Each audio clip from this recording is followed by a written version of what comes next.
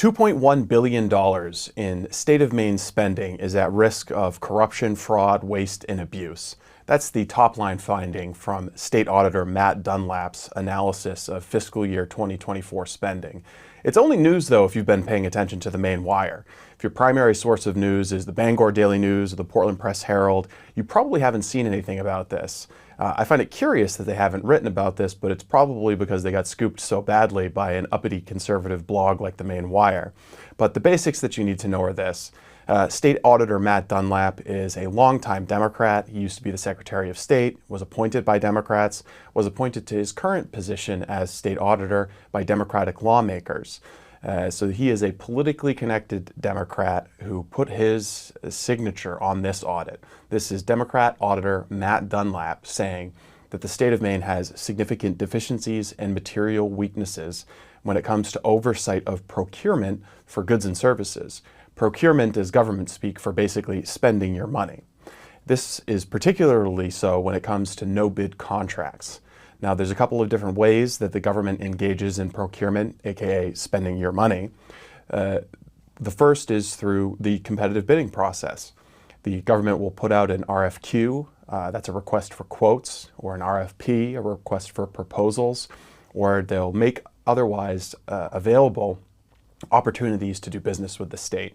Then everybody who thinks that they can fulfill that contract to supply a good or service, they get to submit their proposal. And it's a transparent process, and the competition creates downward price pressure, which eventually saves the taxpayer money. There's another way to do government procurement. Remember, we're talking about spending your money when we say procurement. That is through the no-bid process. Now, that involves the government basically saying, we know who the best vendor is for this, and we're going to circumvent the transparent competitive bidding process and just award the money to this person because we have a reason for knowing that they're the best vendor.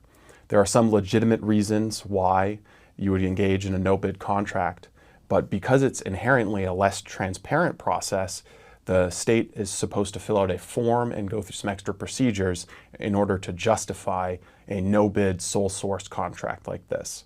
Those forms, however, are only available publicly for about 7 days. That's what the law says. So if you're someone with an interest in keeping an eye on the government's no-bid contract process, as the Maine Wire is, and you need to check that website, this obscure Department of Administrative and Financial Services website. You have to check this website every 7 days or every 6 days. And if you don't, you might miss a contract. But if you check it every 7 days, you're going to find the no-bid contracts, and you'll be able to report on them. You'll be able to see what the government is doing, how they're spending money through this no-bid process. But if you don't, then that filing no longer becomes public. It lives on the internet somewhere. It's still at a link. It's still on a government server, but it's no longer accessible. That's currently the way the no-bid contracting system works here in the state of Maine. Now, you may be thinking, geez, that doesn't seem very transparent. That doesn't seem like the way the government should be spending money with the no-bid contracts, but it gets even worse than that, because last year we submitted a Freedom of Access Act request asking for all of the documents that are submitted with no-bid contracts. So this would include something called an NOI, Notice of Intent to Waive Competitive Bidding.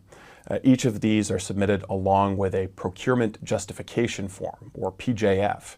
So you have a notice of intent to waive competitive bidding, which becomes public and then disappears, and then the procurement justification form, which is associated with that, becomes public and then disappears. You can't find it. We asked for all of those documents, and the Department of Administrative and Financial Services came back to us and told us that it just wasn't technically possible for them to fulfill that request.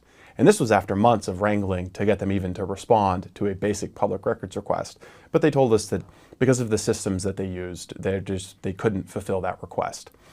So when the state auditor's report dropped, we developed a rekindled curiosity in the no-bid process here in this state. As a reminder, the state auditor basically said that half of the $2.1 billion in spending that he was looking at from the procurement office went out under no-bid contracts, and that very little regulation was being done to ensure that the no-bid rules are being followed.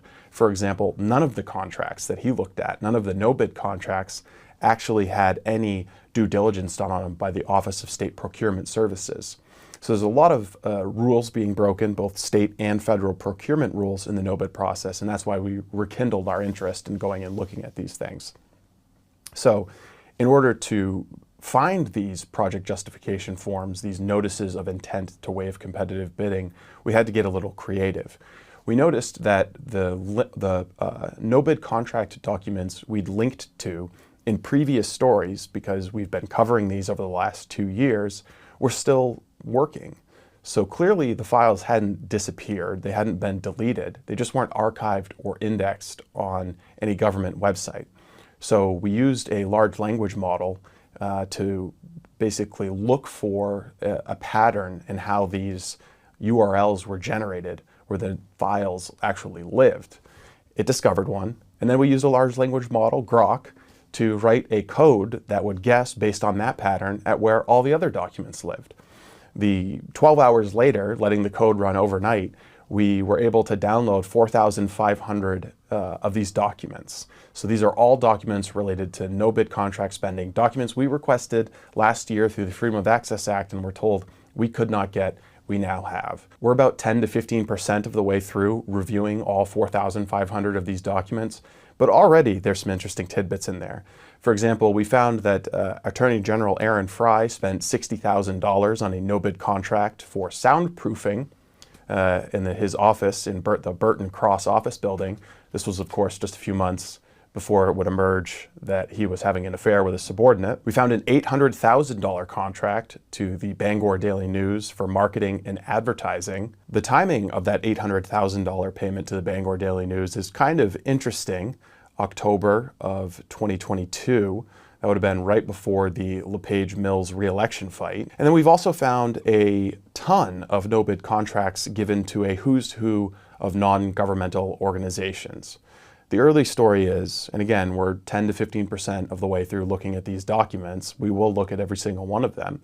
But the early story appears to be that the Mills administration has been using taxpayer dollars like the USAID fund. They've been using no-bid contracts to funnel money to non-governmental organizations, and those NGOs are run by individuals who are friendly with their re-election efforts, friendly with what the administration is doing.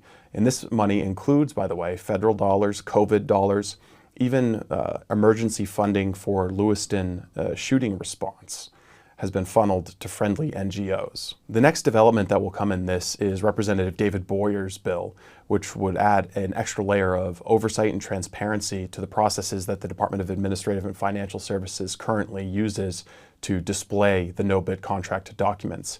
His bill would require them to make just some very, very small changes to their website so that you could go search all of the no-bid contract documents.